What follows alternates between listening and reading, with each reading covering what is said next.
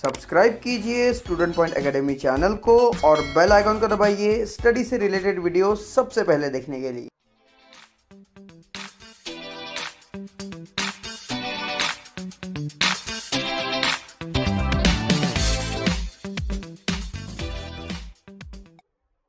नमस्कार दोस्तों, student point academy में आप सभी का स्वागत है। दोस्तों आज हम करने जा रहे हैं lesson number 3 chemical reaction and equation में। टॉपिक है हमारा आज का केमिकल इक्वेशन, और केमिकल इक्वेशन के दो टॉपिक और पढ़ने वाले हैं, एक है राइटिंग और दूसरा है बैलेंसिंग। तो आइए स्टार्ट करते हैं। तो देखिए स्टूडेंट्स, केमिकल इक्वेशन की बात करते हैं तो let us first look at the chemical reaction in activity 2। मतलब इसके पहले जो हमने लास्ट पीरियड में जो एक्टिविटीज देखी थी उसके बारे में यहाँ पर बात हो रही है कि सबसे पहले हम क्या करेंगे, एक्टिविटी 2 में जाएंगे। एक्टिविटी 2 में क्या हो रहा है, a colourless solution of zinc sulphate. Zinc sulphate का कलरलेस सॉल्यूशन, ओके, यहाँ पर फॉर्म हो रहा है जिसे हम कहेंगे ZnSO4, जिसे पढ़ा जाता है zinc sulphate, is a form on adding zinc dust. ये कब बनता है, जब जिंक डस्ट को मिलाया जाता है किसमें, blue colour solution of copper sulphate. मतलब कॉपर सल्फेट जिसे हम कहेंगे CuSO4, CuSO4 में जब जिंक डस्ट मींस Zn को मिला दिया जाए तो जिंक सल्फेट बन जाता है। This is a chemical reaction can be written in a brief as follows. और इस केमिकल रिएक्शन को इस तरह से ब्रीफली, मतलब पूरी तरह से डिस्क्राइब करके इस तरह से लिखा जा सकता है। यहाँ पर एक्टिविटी 2 की बात हो रही है, तो आइए आपको दिखा दूं कौन से एक्टिविटी की बात हो रही है। देखिए ये वाली एक्टिविटी की बात हो रही है।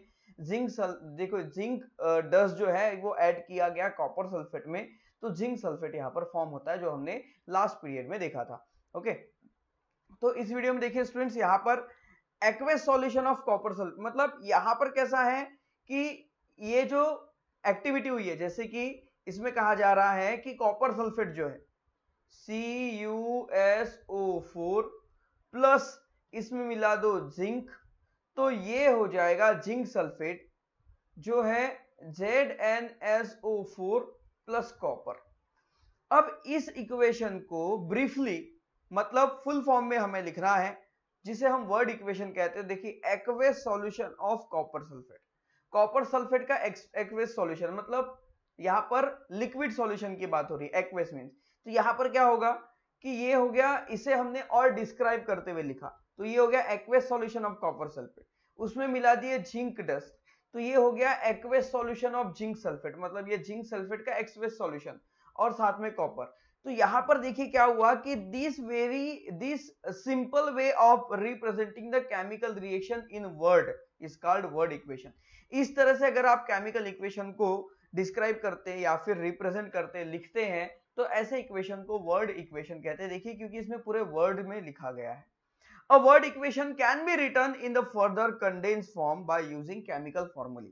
केमिकल फॉर्मूले का यूज करके इसी इक्वेशन को कंडेंस फॉर्म में, मतलब संक्षिप्त रूप में, मतलब छोटे रूप में लिखा जा सकता है, वो भी पूरे इंफॉर्मेशन के साथ। और वो है ये जो नीचे दी हुई है। जैसे यहाँ पर कॉपर सल्फेट है, तो भाई ये कॉपर सल्फेट हो गया। ओके, उसके बाद यहाँ पर है जिंक डस्ट, तो यहाँ पर ये जिंक डस्ट भी हो गया।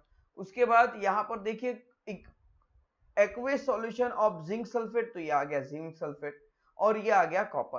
पर यहाँ पर देखिए, यहाँ पर क्या कर रहा है, एक्वेस सॉल्यूशन। तो इसे मोर इंफॉर्मेटिव बनाने के लिए इसमें क्या करना होगा, इसके बाद यहाँ पर जैसे आपको O दिखाई दे रहा है,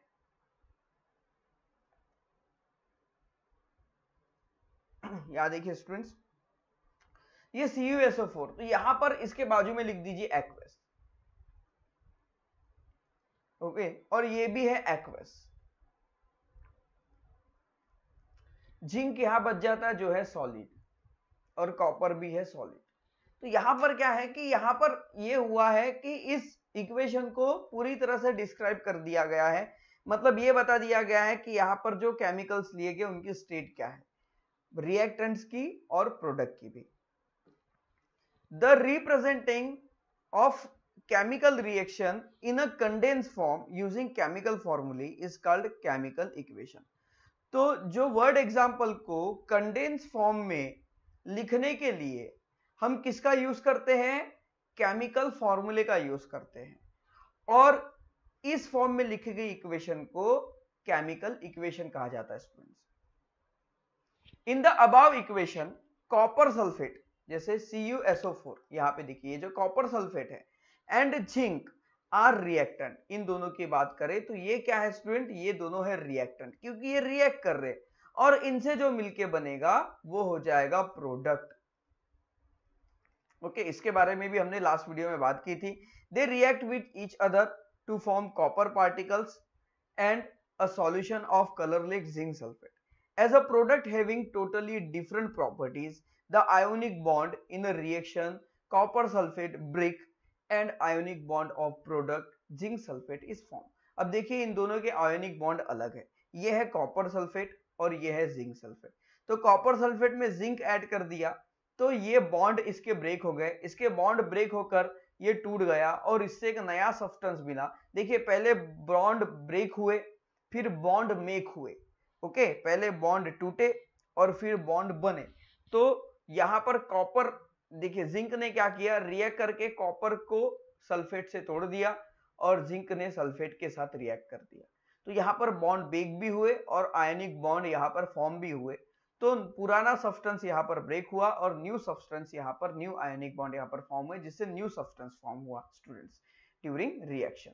आइए अब देखते हैं राइटिंग अ केमिकल इक्वेशन। ये तो हमने केमिकल इक्वेशन देख लिया कि भाई क्या है केमिकल इक्वेशन और ये कैसे बनते हैं। ओके, केमिकल इक्वेशन इस तरह से लिखे जाते हैं और ये बनते कब है, जब इनके बॉन्ड ब्रेक होते हैं और बाद में बॉन्ड मेक होते हैं, उससे केमिकल इक्वेशंस बनते हैं। अब इन्हीं केमिकल इक्वेशंस को लिखने की यहाँ पर हम मेथड देखने वाले हैं, जिसे हम कहेंगे writing a chemical equation. Let us now see convention of followed while writing a chemical equation. जब हम केमिकल इक्वेशन लिखेंगे तो देखिए हमें किस चीज को फॉलो करना है।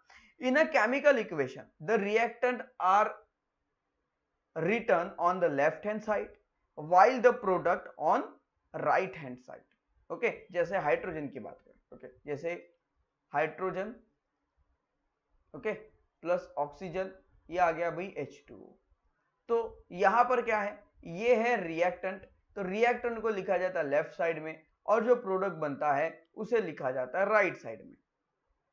Okay, an arrow heading towards the product to draw between them, और इनके बीच में एक एरो होता है जो क्या बताता है कि भाई ये है रिएक्टेंट और इनका प्रोडक्ट बनके इधर तैयार है। ओके, तो ये एरो शो करता है प्रोडक्ट किधर है।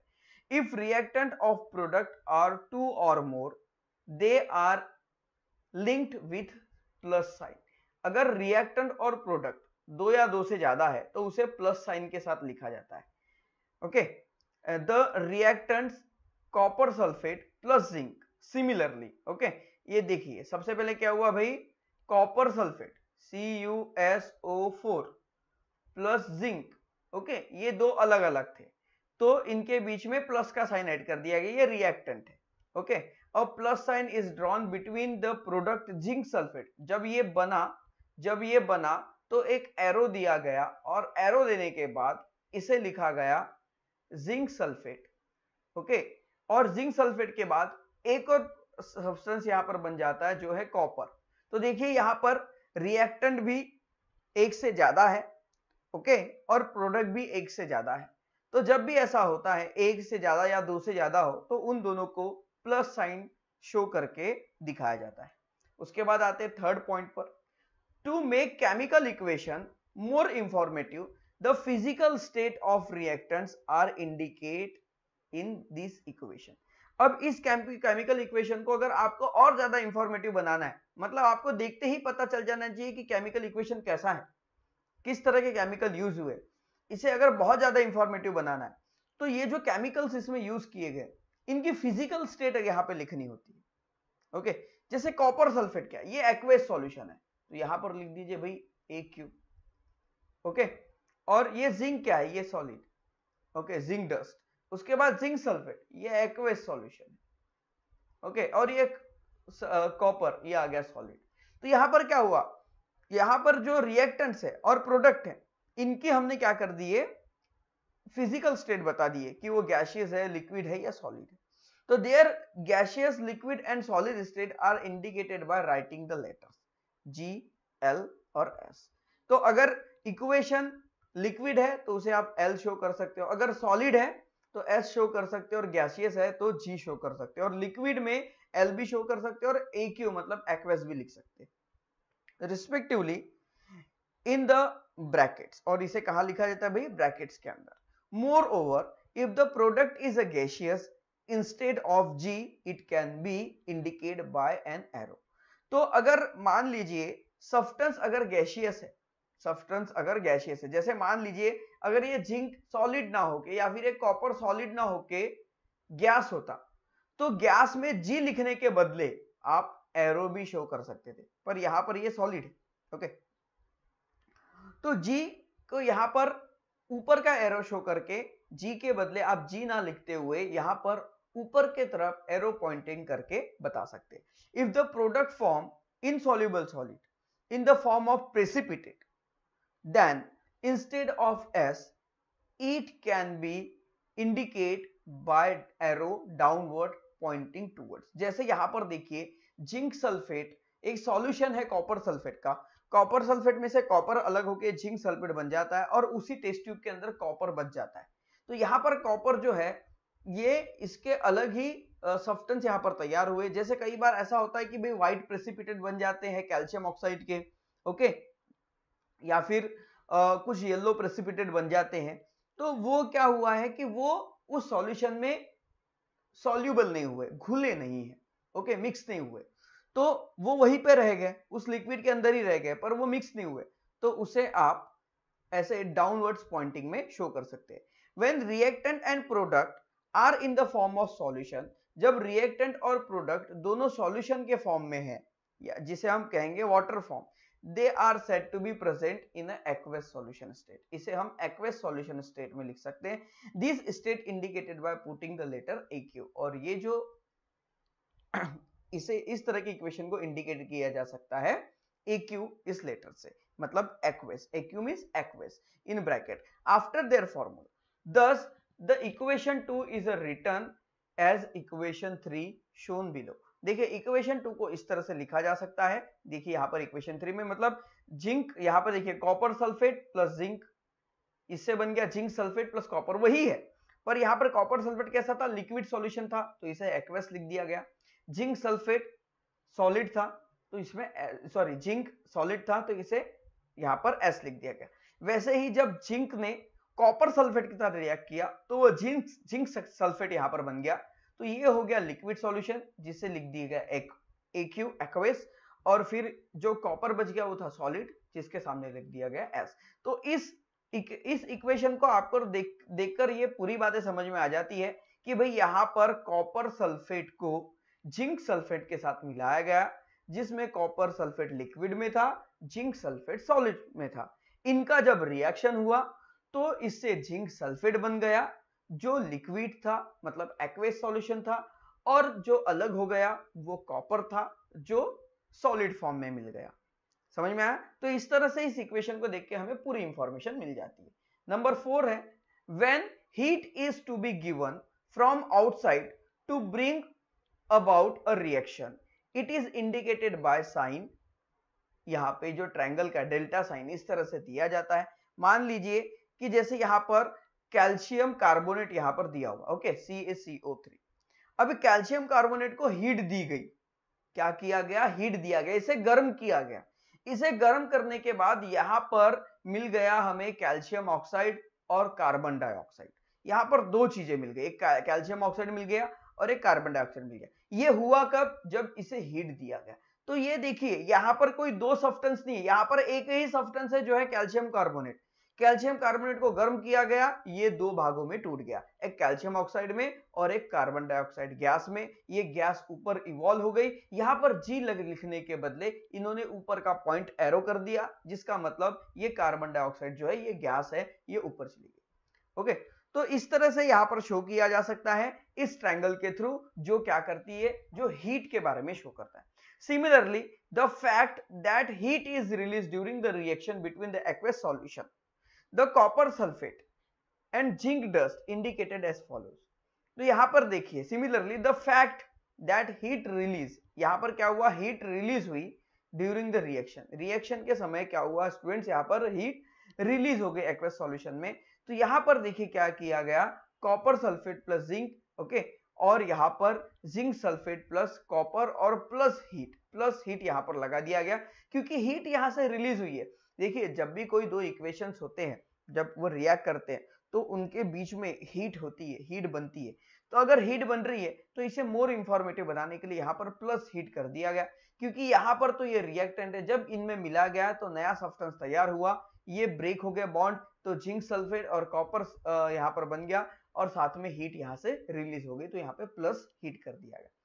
उसके बाद फिफ्थ है, it is necessary to fulfil certain conditions like specific temperature, pressure, catalyst etcetera to bring about some reaction.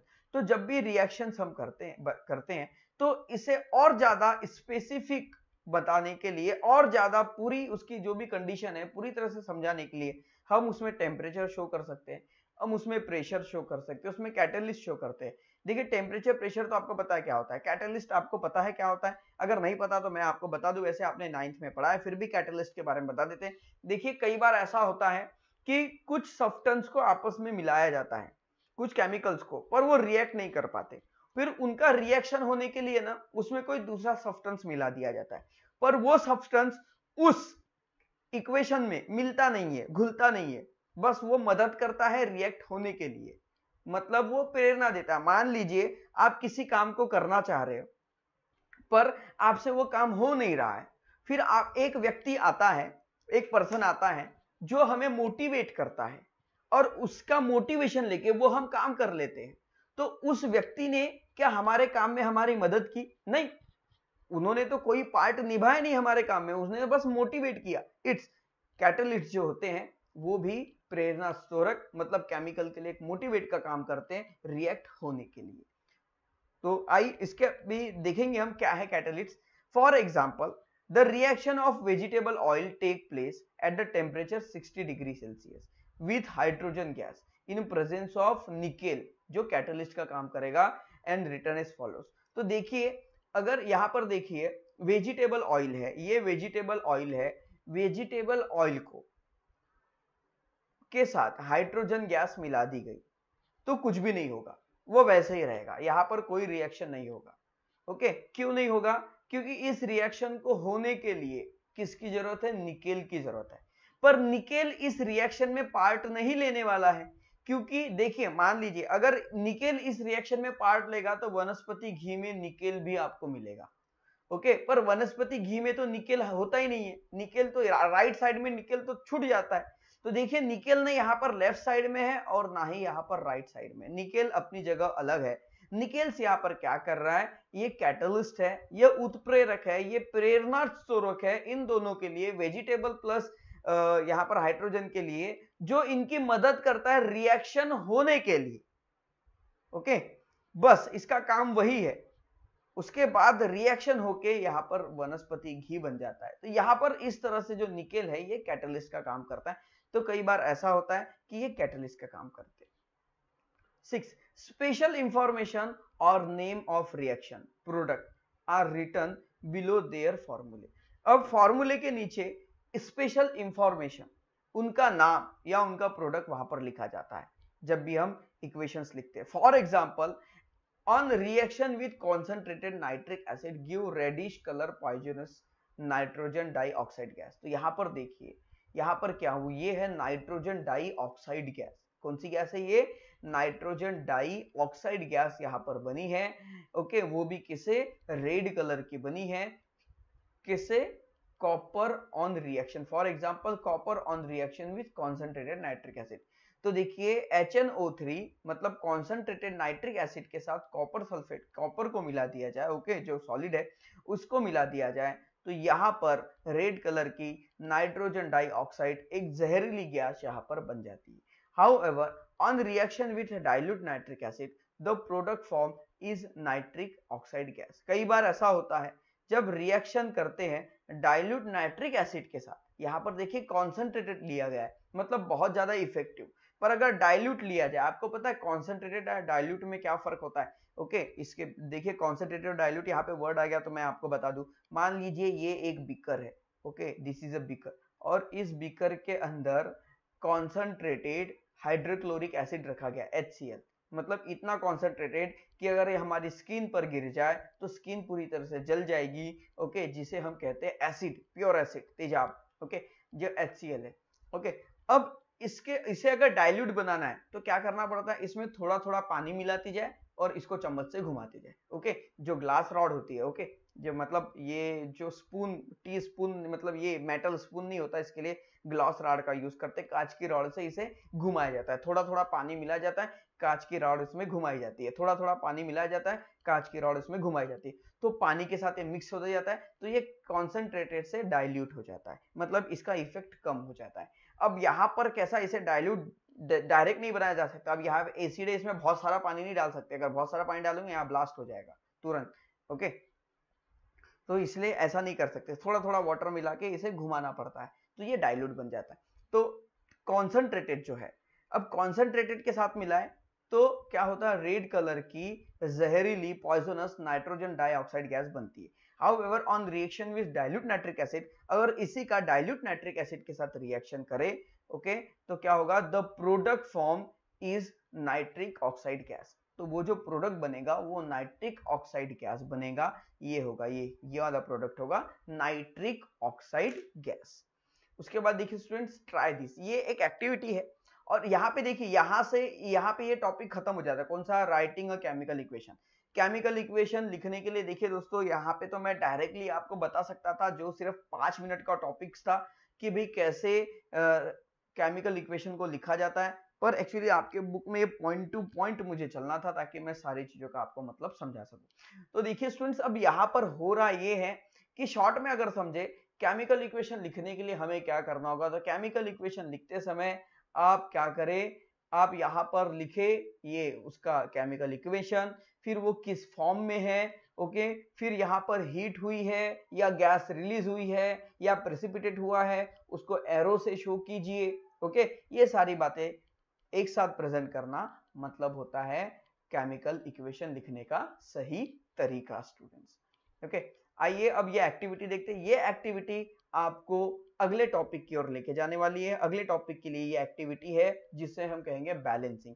तो यहाँ पर इस एक्टिविटी में क्या किया गया है, ओके, सिर्फ इमेज के थ्रू हम इसे आपको एक्सप्लेन कर देते हैं। देखिए यहाँ पर एक कोनिकल फ्लास्क लिया गया है, इस कोनिकल फ्लास्क के अंदर सोडियम क्लोराइड रखा गया। ओके, उसके बाद ये जो टेस्ट ट्यूब दिख रही है, इस ट्यूब को धागे से बांधकर इस ट्यूब के अंदर पहले सिल्वर नाइट्रेट सॉल्यूशन डाल दिया गया। ये जो है ये सिल्वर नाइट्रेट सॉल्यूशन है। फिर इस टेस्ट ट्यूब को धागे से बांधकर धीरे से इसके अंदर छोड़ा गया और बाद में कॉर्क लगा दिया गया। अब यहाँ पर देखिए, ये जो सॉल्यूशन है सिल्वर नाइट्रेट सॉल्यूशन, ये टेस्ट ट्यूब के अंदर है, ओके, और ये अलग है। अब ये आपस में मिले नहीं है, मिक्स नहीं हुए। उसके पहले यहाँ पर इसका वेट किया गया, वेट करने के बाद यहाँ पे पता चलता है 300.23 ग्राम इसका वेट है। ओके, अब क्या किया गया, उसके बाद इसको हिला दिया गया और इस सिल्वर नाइट्रेट को, यहाँ पर जो सिल्वर नाइट्रेट है, ये सोडियम क्लोराइड के अंदर मिक्स कर दिया गया। मिक्स करने से इसका कलर चेंज हो गया। अब देखिए ट्यूब खाली है, ये पूरा सॉल्यूशन है। ओके, अब भी इसका वेट जो है वो 300.23 ग्राम ही है। ओके, अब यहाँ पर ये बताना क्या चाह रहे हैं, वो बताना ये चाहते हैं कि रिएक्टेंट, जब रिएक्शन होता है, ओके, जैसे यहाँ पर सिल्वर नाइट्रेट और सोडियम क्लोराइड, इन दोनों का रिएक्शन करने से पहले इनका वेट किया गया जो था 300.23 ग्राम, और जब इसे रिएक्ट किया गया तो इससे बना silver chloride plus sodium nitrate यहाँ पर बन गया। और यहां से इनका वेट अगर बाद में किया गया तो वो भी वेट 300.23 ग्राम ही था। मतलब रिएक्टेंट हो या प्रोडक्ट हो, उनके मास में कोई फर्क नहीं आता है। वो इक्वेशन लेफ्ट साइड में और राइट हैंड साइड में दोनों तरह से इक्वल होते हैं स्टूडेंट्स। जैसे मैथ्स के इक्वेशन होते हैं वैसे केमिकल इक्वेशन भी लेफ्ट और राइट साइड इक्वल होते हैं। तो do you know silver nitrate is use in a voters ink. अगर आपने कभी, जैसे आपने तो वोटिंग नहीं किया पर आपके फैमिली मेंबर्स वोटिंग करके आते हैं, तो जो फिंगर होती है, ओके, उस फिंगर पर क्या किया जाता है, एक निशान लगाया जाता है।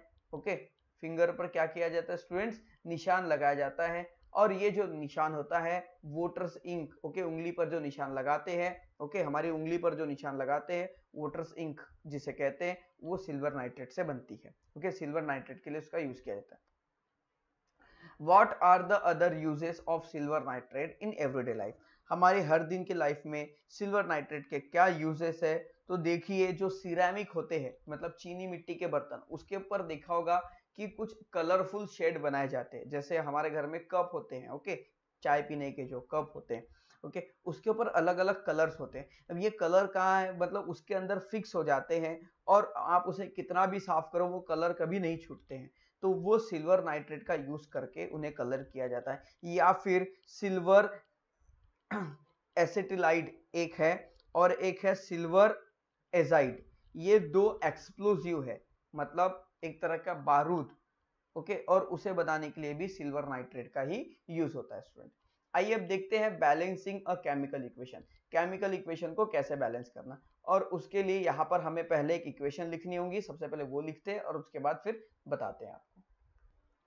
तो देखिए स्टूडेंट, जिस तरह से इस एक्टिविटी में बैलेंस किया गया था और दोनों समय में वेट इक्वल था, मतलब इनका जो मास है वो इक्वल है।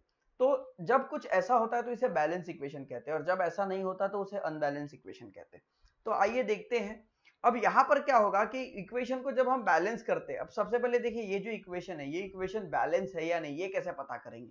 तो आइए समझते हैं इक्वेशन को बैलेंस नहीं है या है, ये कैसे पता करना, और अगर नहीं है तो फिर उसे बैलेंस कैसे करना। ओके, तो यहां पर देखिए students, reactant left hand side, मतलब ये इनकी बात हो रही है। ओके, ये यहां तक की बात हो रही है।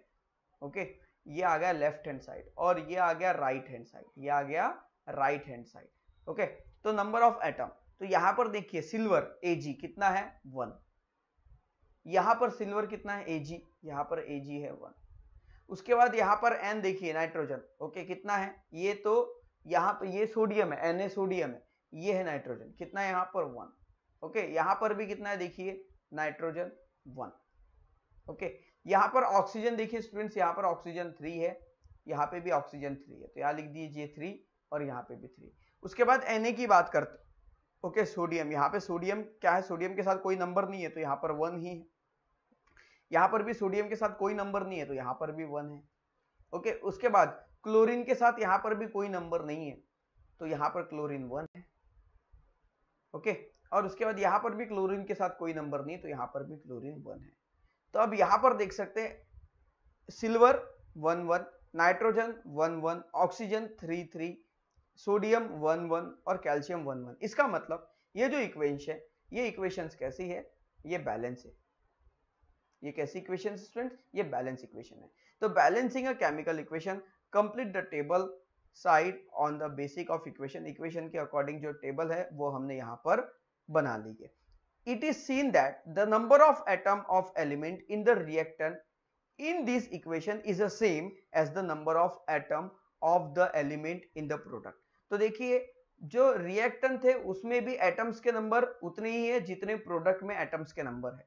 इसका मतलब such an equation is called balance equation। ऐसे इक्वेशन को बैलेंस इक्वेशन कहा जाता है। If the number of atom of side of an equation, it is called as unbalanced equation। और अगर ऐसा नहीं है तो फिर उसे अनबैलेंस इक्वेशन कहा जाता है। तो आइए देखते हैं अनबैलेंस इक्वेशन क्या है। तो in any reactions the total mass of each of the element in the reactants is the same as the total mass of each of the respective element in the product। This is accordance with the law of conservation of mass that you studied in the previous standard। आपने 9th में law of conservation of mass के बारे में पढ़ा है। law of conservation of mass को यहाँ पर यही बताना चाह रहे हैं कि देखिए रिएक्शन के पहले वेट उतना ही था, रिएक्शन के बाद भी वेट उतना ही है। ऐसा क्यों है? ऐसा इसलिए, इसके पीछे का रीजन है the law of conservation of mass। अब देखिए students, step in balancing a chemical reaction. अगर हम केमिकल रिएक्शंस देख रहे हैं तो केमिकल रिएक्शन को बैलेंस करने के लिए क्या स्टेप है?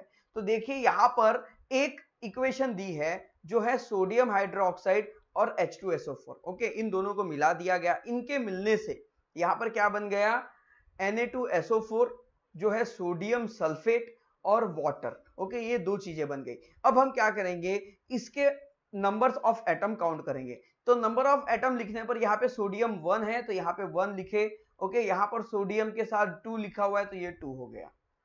ओके, उसके बाद ऑक्सीजन, यहाँ पर देखिए ऑक्सीजन 4 बार है और यहाँ पर ऑक्सीजन 1 बार है, टोटल मिलाकर ये 5 बार। यहाँ पर ऑक्सीजन देखिए 4 बार है और यहाँ पे ऑक्सीजन 1 बार, टोटल मिलाकर यहाँ पे 5 बार। ओके, ये बैलेंस है। उसके बाद यहाँ पर हाइड्रोजन 1 बार और यहाँ पे हाइड्रोजन 2 बार, मतलब कुल मिला के यहाँ पर 3 बार हो गया। यहाँ पर हाइड्रोजन 2 बार है तो यहाँ पर 2 बार लिखती है। यहाँ पर सल्फर देखिए, एस सल्फर देखिए 1 बार है और यहाँ पर भी सल्फर देखिए कितनी बार है, 1 ही बार है। अब देखिए यहाँ पर ये जो है, ये सोडियम यहाँ पर बैलेंस नहीं है, ऑक्सीजन बैलेंस है, हाइड्रोजन यहाँ पर बैलेंस नहीं है। तो अब ये बैलेंस नहीं है, अब क्या करेंगे, इसे बैलेंस करेंगे। तो ये पहली स्टेप है कि टेबल बनाइए और लिखिए कौन सा बैलेंस है कौन सा बैलेंस नहीं है। दूसरी स्टेप, उसे बैलेंस करने की कोशिश कीजिए। दूसरी स्टेप में क्या करेंगे स्टूडेंट्स, यहां पर देखिए इट इज सीन, अब यहां पर देखिए check whether the equation 10 is a balance और नॉट। दूसरे स्टेप में हमने देखा कि भाई बैलेंस है या नहीं। Compare the number of atom and various element represent on two side. It is seen that number of atom of all element on the two sides are not same. यहां पर देखिए पूरे एलिमेंट एक जैसे यहां पर सेम नहीं है। ओके, अब यहां पे क्या करेंगे स्टेप 3 में, it is convenient to start balancing an equation from compound which contain maximum number of atom. जिसमें सबसे ज्यादा मैक्सिमम नंबर ऑफ एटम है उससे शुरू करेंगे। ओके, उससे शुरू करेंगे और फिर जिसके मैक्सिमम नंबर ऑफ एटम है उससे शुरू करेंगे क्या करना, इसे बैलेंस करना। ओके, सो अब यहां पर देखिए in equation there are two components. एक है यहां पर देखिए सबसे बड़ा कंपोनेंट कौन था, यहां पर देखिए यहां पर है सोडियम हाइड्रोक्साइड और यहां पर है सोडियम सल्फेट। ओके, अब यहां पर ये है। अब इसमें टोटल कितने हैं, तो यहां देखिए स्टूडेंट्स। ओके, इसे हमने थोड़ा रफ कर लिया, ओके क्लीन कर लिया। अब यहां देखिए यहां पर सबसे ज्यादा एटम्स है, यहां पर और यहां पर। कैसे, आइए गिनते। ऑक्सीजन 4, सल्फर 1, कितने हो गए 5 और सोडियम 2, कितने हो गए 7। ओके, ऑक्सीजन 4, सल्फर 1, 5 और हाइड्रोजन 2, 7। तो यहां पर भी 7 एटम है कुल मिलाकर, यहां पर भी 7 एटम है। तो यही से शुरुआत करेंगे, जिसमें सबसे ज्यादा एटम्स होंगे वहां से शुरुआत करेंगे एटम्स को, मतलब ये इक्वेशन को बैलेंस करना। तो अब यहां पर क्या क्या है, यहां पर हाइड्रोजन इसमें भी है, इसमें हाइड्रोजन है और भाई इसमें सोडियम है। ओके, पर शुरुआत हमें इन दोनों से करनी है। तो ऊपर से शुरू करते हैं। सबसे पहले हमने सोडियम को ले लिया, मान लीजिए। अब यहां पर कितना है स्टूडेंट्स, देखिए look, any one of them can be selected, select them compound. जैसे यहां पर सिलेक्ट किया compound sodium sulphate, further select sodium for balancing as the number of atom of sodium in this compound unequal on the side. It should be remember that formula of compound cannot be changed while balancing the number of atom. जब हम number of atom को balance करते हैं तो यहाँ पर formula change नहीं होना चाहिए। फॉर्मूला चेंज नहीं होना चाहिए, इसका मतलब देखिए स्टूडेंट्स यहाँ पर कहना क्या चाहते हैं, NaOH को आप ऐसे लिख सकते हो 2NaOH। ओके, ये चल सकता है, पर NaOH को Na2OH ऐसा नहीं कर सकते। यहां से ये फॉर्मूला चेंज होएगा, इससे ऐसे लिखने से फॉर्मूला चेंज नहीं होगा। Instead of factor 2 will be applied NaOH, write down the resulting equation. यहां पर मैंने यही बताया कि भाई इसे बैलेंस करने के समय क्या प्रिकॉशंस हमें लेना है। अब बैलेंस करते समय देखिए स्टूडेंट्स यहां पर क्या कर सकते हैं कि यहां पर सोडियम की बात हो रही है, यहां पर सोडियम की बात हो रही है, तो इसमें क्या करेंगे, लेफ्ट साइड में यहां सोडियम है ना, तो यहां पर 2 का मल्टीप्लाई कर दीजिए। जब यहां पर 2 का मल्टीप्लाई करेंगे, इस NaOH में 2 का मल्टीप्लाई करेंगे तो हमें एक नई इक्वेशन मिलेगी। नई इक्वेशन क्या मिलेगी, देखिए सोडियम यहां पर 1 बार है तो 2 1 जा 2, तो ये सोडियम 2 हो जाएगा। ओके, ये सोडियम यहां पर 2 हो जाएगा। साथ में ऑक्सीजन यहां पर कितना था, कुल मिला के ऑक्सीजन यहाँ पर 5 था, अब यहाँ पे सिंगल है तो यहाँ पे ऑक्सीजन बढ़ जाएगा। ओके, क्योंकि 2 का मल्टीप्लाई सभी एलिमेंट के साथ होगा तो ऑक्सीजन यहाँ पर 6 हो जाएंगे। ओके, और क्या होगा, यहाँ पर साथ में हाइड्रोजन भी है, हाइड्रोजन भी 1 से बढ़ जाएगा तो ये आ जाएगा 4। तो भाई यहाँ पर ये तो बैलेंस हो गया और यहाँ पे बाकी दो चीज अनबैलेंस हो गई। अब इन दोनों को अनबैलेंस करेंगे तो इसके बाद इक्वेशन में क्या बदलाव हुआ वो सबसे पहले लिखेंगे। तो देखिए यहाँ पर सोडियम हाइड्रोक्साइड जो था इसमें 2 का मल्टीप्लाई कर दिए, इक्वेशन में बस इतना ही बदलाव हुआ अभी लेफ्ट हैंड साइड में। अब इसके बाद क्या करेंगे स्टूडेंट्स, तो अब देखिए यहां पर पीछे ओके पहले यहां पर ऑक्सीजन 5 थे और हाइड्रोजन 3 थे, बढ़ गए तो 6 और 4 आ गया। ओके अब यहां पर ऑक्सीजन और हाइड्रोजन दोनों अनबैलेंस हो गए। अब क्या करेंगे, अब यहां पर देखिए इस H2O में 2 का मल्टीप्लाई कर दीजिए, इसे लिख दीजिए 2H2O। ओके देखिए नेक्स्ट स्टेप में आ जाएगा ये 2H2O हो जाएगा। इसमें ये मल्टीप्लाई करने पर क्या होगा कि 2 इसमें 2 का मल्टीप्लाई कर देंगे तो यहां पर देखिए यहां पर हाइड्रोजन कितने हैं, राइट हैंड साइड में 2 है स्टूडेंट, कितने हैं 2 है। इस 2 में और 2 मिला दिए जाए तो यहां पर हाइड्रोजन ये 2 से हटकर कितने हो जाएंगे 4। उसके बाद ऑक्सीजन की बात करते हैं तो यहां पर ऑक्सीजन कितने हैं 4 और ये 5। ओके अब यहां पर ऑक्सीजन एक ही है मतलब यहां पर 5 है। अब ये 2 का मल्टीप्लाई इसमें हो जाएगा तो यहां पर ऑक्सीजन कितने हो जाएंगे 2 ऑक्सीजन हो जाएंगे, तो ये 4 ऑक्सीजन और ये 2 ऑक्सीजन, कुल मिलाकर 6 ऑक्सीजन। तो यहां पर आप देख सकते हैं इसके बाद वाली टेबल में कि यहां पर जो बैलेंस इक्वेशन यहां पर इस तरह से ये बैलेंस हो गई है। तो यहां पर जहां पर हमें रिक्वायरमेंट होती है उसके हिसाब से हमें नंबर्स का मल्टीप्लाई करना होता है। बस आपको ध्यान में रखना है कि जब भी आप मल्टीप्लाई करेंगे वो नंबर्स इनके सामने यहां पर आप लगा सकते हैं, यहां पर आप नंबर लगा सकते हैं, यहां पर आप नंबर लगा सकते हैं, यहां लगा सकते हैं, यहां लगा सकते हैं, पर इनके साथ यहां नीचे इन नंबर के साथ कोई छेड़खानी नहीं होगी। ओके यहां पर कुछ नहीं होगा स्टूडेंट्स।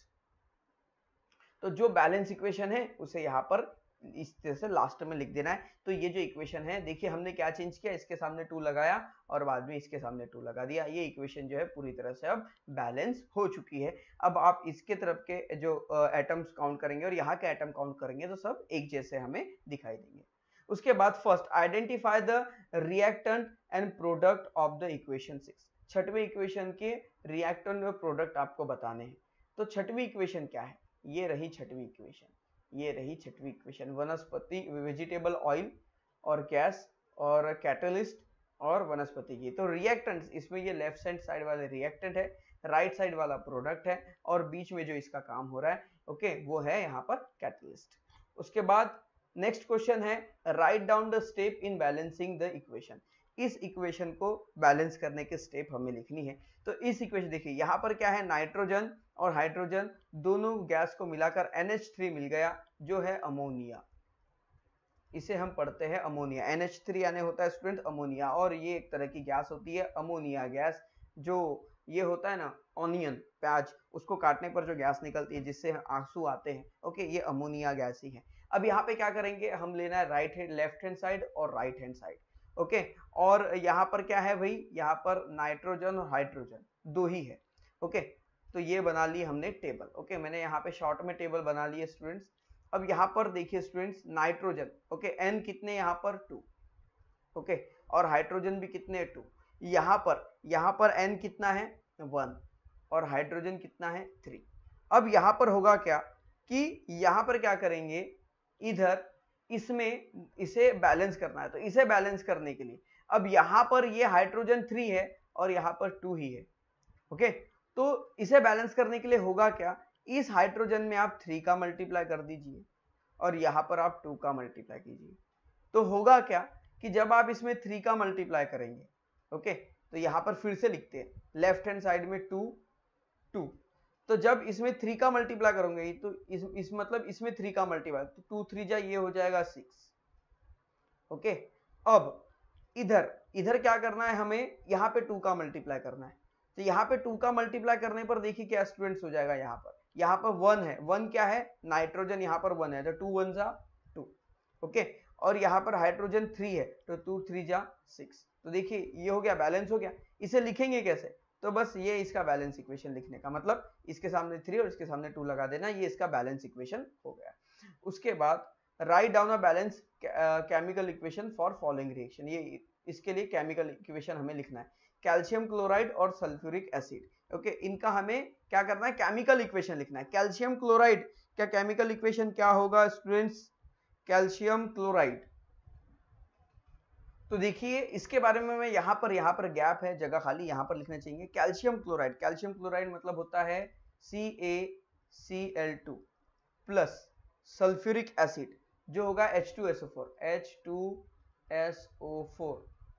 ओके, इसका रिएक्शन हुआ और बना कैल्शियम सल्फेट जो है CaSO4 प्लस हाइड्रोजन क्लोराइड जो बना HCl, यहां पर बन गया HCl।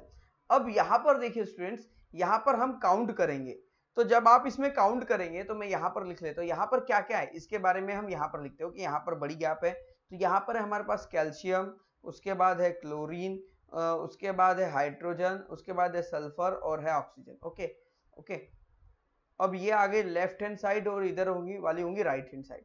तो कैल्शियम यहाँ पर है स्टूडेंट्स, देखिए इधर 1 ही है तो यहाँ पर 1, यहाँ पे कैल्शियम एक ही है तो यहाँ पर राइट में एक। उसके बाद क्लोरीन, देखिए क्लोरीन यहाँ कितना है 2, तो यहाँ पर लिखिए 2। यहाँ पर क्लोरीन कितना है स्टूडेंट्स, यहाँ पर सिर्फ 1 है। ओके, उसके बाद हाइड्रोजन की बात करते हैं। हाइड्रोजन, हाइड्रोजन कितने यहाँ पर हाइड्रोजन लेफ्ट में है 2 और यहाँ पर हाइड्रोजन कितना स्टूडेंट 1 ही है, बस 1 है। उसके बाद यहाँ पर बात करते हैं सल्फर की, तो सल्फर यहाँ पर है 1। ओके, और इधर सल्फर कितना है, तो इधर भी है सल्फर 1। और उसके बाद यहाँ पर ऑक्सीजन की बात करें तो ऑक्सीजन इधर है 4 और यहाँ पर भी है 4। तो अनबैलेंस क्या नहीं है, देखिए ये भी बैलेंस है, ये भी बैलेंस है, ये भी बैलेंस है, बस ये दो चीजें अनबैलेंस है जो है ये HCl। अब यहाँ पर क्या करना है, यहाँ पर HCl, यहाँ पर Cl मतलब क्लोरीन भी 2 है, हाइड्रोजन भी 2 है। अब यहाँ पे HCl दोनों एक साथ है और ये पूरे एक है, तो यहाँ पे 2 का मल्टीप्लाई कर दीजिए, बस ये होगी बैलेंस इक्वेशन। जब आप 2 का मल्टीप्लाई करेंगे तो ये भी 2 हो जाएगा और ये भी 2 हो जाएगा और बैलेंस हो जाएगा। उसके बाद यहाँ पर write down physical state of reactants and product of following reaction. तो इसकी फिजिकल स्टेट के बारे में लिखना है। तो यहाँ पर देखिए, तो देखिए स्टूडेंट्स, यहाँ पर थोड़ा लाइट जाने के कारण यहाँ पर मेरी इमेजेस की क्वालिटी कम हो गई, सॉरी फॉर दैट। तो यहाँ देखिए स्टूडेंट्स, यहाँ पर है सल्फर ऑक्साइड और है यहाँ पर हाइड्रोजन सल्फाइड और यहाँ पर है सल्फर और यहाँ पर आ गया वाटर। ओके, अब यहाँ पर हमें क्या करना है, इसके बारे में इनकी स्टेट लिखनी है। तो सल्फर डाइऑक्साइड यहाँ पर होता है ये गैस, हाइड्रोजन सल्फाइड ये भी होती है स्टूडेंट गैस, और सल्फर हो जाता है यहाँ पर सॉलिड, यहाँ पे S लिख देंगे, और H2O ये होता है वाटर, तो आप इसे लिक्विड लिख सकते हैं L या फिर एक्वस। उसके बाद यहाँ पर Ag सिल्वर, तो सिल्वर तो आपको पता है जो सॉलिड होता है। ओके, उसके बाद HCl। ओके, HCl क्या है, ये एक्वस सॉल्यूशन है। ओके, ये क्या है, एक लिक्विड सॉल्यूशन है, एक्वस सॉल्यूशन है। उसके बाद इसमें बन जाता है AgCl, और AgCl सिल्वर क्लोराइड होता है सॉलिड, और हाइड्रोजन H2 ये होती है स्टूडेंट्स गैस। ओके, देखिए यहां पर आपने दो चीजें सीखी हैं आज के इस टॉपिक में, एक केमिकल इक्वेशन को लिखना और दूसरा केमिकल इक्वेशन को बैलेंस करना। उसके बाद we saw that in a chemical reactions got converted into new substance called product. During this chemical, both in the reactants break and some new chemical bond are formed so as transform the reaction into product. In this chapter we will studying about type of reaction in detail, और इस chapter में हम type of reaction के बारे में बहुत detail में पढ़ने वाले स्टूडेंट्स। और यहाँ पे आपने क्या देखा है कि जब भी दो रिएक्टेंट्स आपस में, जब भी दो केमिकल आपस में रिएक्शन करते हैं जिसे हम रिएक्टेंट करते हैं, तो वो अपने बॉन्ड को ब्रेक करके मेक करते हैं और नई बॉन्ड बनाते हैं, और उससे क्या बनता है स्टूडेंट्स, नया सब्सटेंस उससे तैयार होता है। क्या तैयार होता है, एक नया सब्सटेंस, एक नया पदार्थ उससे तैयार होता है, एक न्यू प्रोडक्ट उससे फॉर्म होता है। और इसके बाद हम पढ़ने वाले हैं टाइप ऑफ केमिकल रिएक्शन, और इस टॉपिक को हम पढ़ेंगे next part of the video में। तो फ्रेंड्स, आज के इस वीडियो में इतना ही। आई होप दैट आपको ये टॉपिक समझ गया होगा, केमिकल इक्वेशंस कैसे लिखा जाता है और केमिकल इक्वेशंस को कैसे बैलेंस किया जाता है। तो मिलते हैं नेक्स्ट वीडियो में, तब तक के लिए बाय बाय। देखते रहिए स्टूडेंट पॉइंट एकेडमी, और वीडियो अगर पसंद आए तो वीडियो को लाइक और चैनल को सब्सक्राइब करना ना भूलें।